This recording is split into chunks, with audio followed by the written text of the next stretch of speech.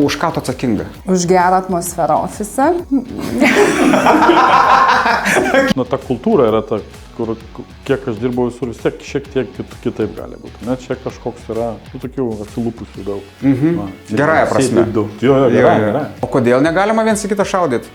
Mes tiesiog priėmėm tokias paliaubas, padarėm demilitarizuotą zoną, nes jau buvo peržengtos ribos. Sėdžiu mytę, ne, čia su kamera kažką kalbu, atsidaro duris, šūrį. Dėl to, kad aš nuostabi darbuotoja esu. Okei. Čia kiekvienas apie save taip pasakytų. O tai čia antiek šitas visas reikalas išsivystęs, kad net appsus turi šią žuvytę. Taip, va čia yra QR kodas. Taip aš ir žuvytės gali atsižymėti. Jo, kad neperšartum žuvyčių. IT yra labai plati sąvoka. Nežinau, tu gali kalbėti apie debesijos infrastruktūrą, apie kažkokias verslo aplikacijas, gali kalbėti ten, nežinau, apie kibernetinę saugą ir panašiai.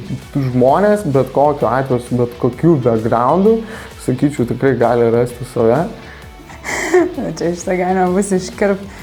Ne, mes prieš to prieisim būtinai, nes čia mano galva yra labai svarbus dalykas, kurį reikia aptarti, jo. O jeigu galvoji, tai geriau išbandyti ir tada, jeigu ką, grįžti ten, kur buvai.